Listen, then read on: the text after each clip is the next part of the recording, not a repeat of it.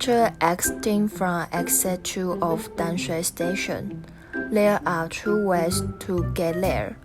One is to walk along Danshui Old Street, and the other is to rent a bicycle.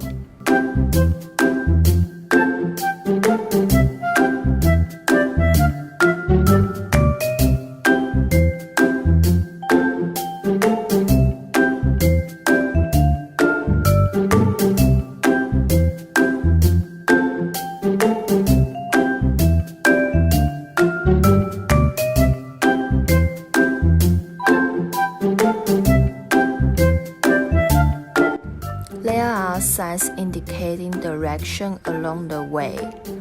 Upon arrival, you can see the entrance of Fort San Domingo, and you can add some knowledge about the entrance.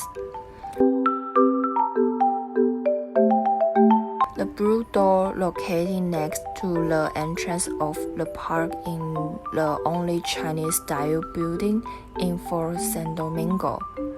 It is the same period when the wall of Fort San Domingo was built in the early Qing dynasty.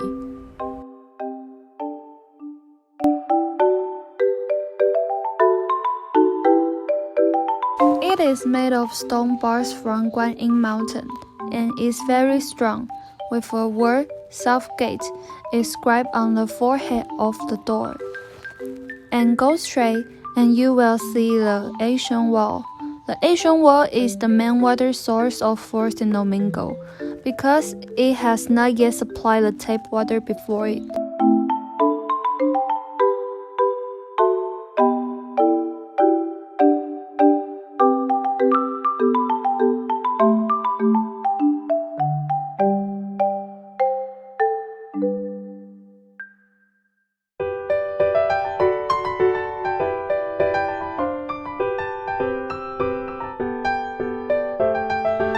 Climbing up the stairs, you will see the main fort.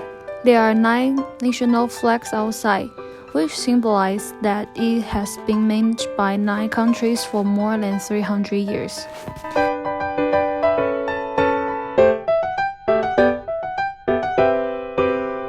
After entering through the small door next to it, you can see the floor plan of the first floor, with a dungeon, a nice Chinese kitchen, bathroom, and toilet.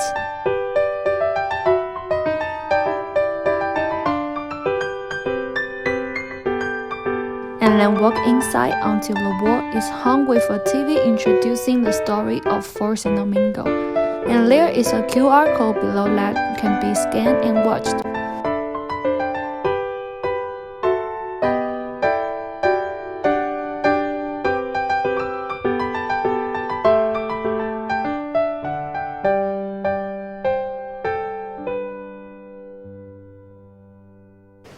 In the next room is a model of Fort San Domingo, which details introduction of its history. Here I will describe the history and architectural features of Fort San Domingo. Fort San Domingo on hill, the city has a good geographical location and a good view. It was founded by the Spanish in 1628, demolished by the Spanish in 1642, and expelled from fresh water by Dutch in 1642. Fort Antonio must be rebuilt in the city.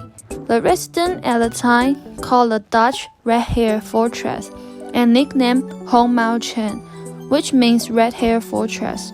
In the 1860s, the British government leased this forts from the Qing government as their consulate.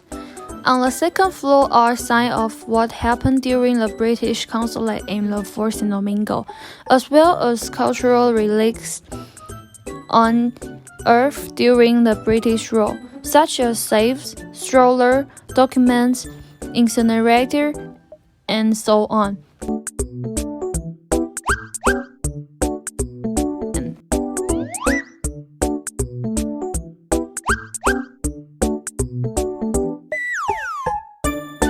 The red bricks of the time are also preserved in the museum. Next door to the main fort is British consulate, and to meet the needs of the consulate's family members, this Victorian was built with red bricks on the eastern side of the fort as consul's living and living quarters. It is a red brick 2 stories Western-style building. The walls are made of Chinese red bricks, and the roof is made of Fujian-style red tiles.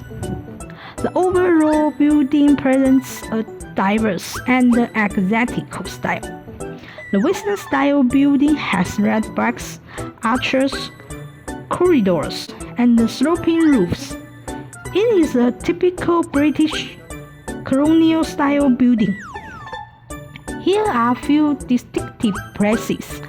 First, the outer corridor railing uses the green glazed vase railing, which combines the forms of Chinese pottery and Western vases.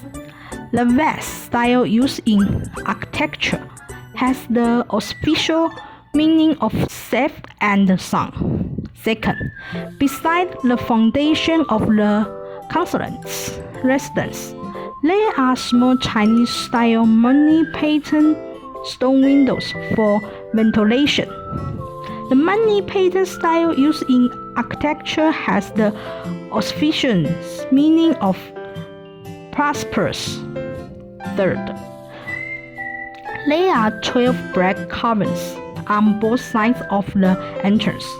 The later VR 1891 is the abbreviation of Victoria Regina, and the 1891 represents the era when the mansion was located.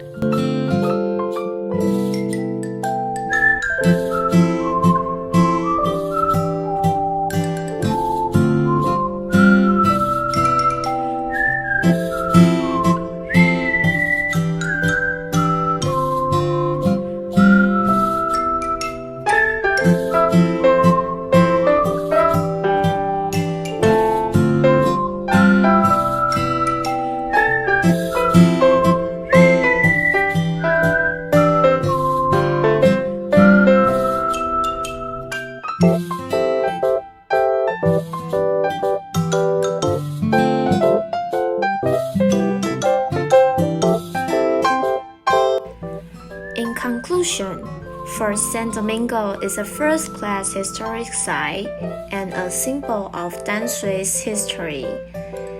It can also witness the history of Taiwan for more than 300 years. Tourists who do not understand Chinese can also scan the QR code to view the English version. Next time you come to Dansui, don't just go shopping in the old street. You can also visit historical sites and let yourself know more about Taiwan.